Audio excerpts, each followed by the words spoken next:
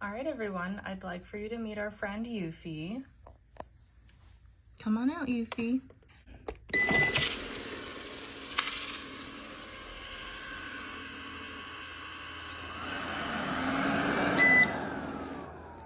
So we run the Eufy about 2 or 3 times a week, and I haven't emptied him for a few weeks, so let's see what's inside.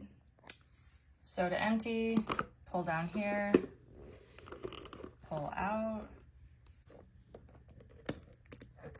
and this is everything that Eufy has collected over the past few weeks. So that is a lot of dust and debris, a lot of hair, and all I have to do is push the button, he turns on and does his thing. So we love our Eufy, and it is definitely helping to keep our floors clean. All right, all empty. Put that back in. And he's ready to go.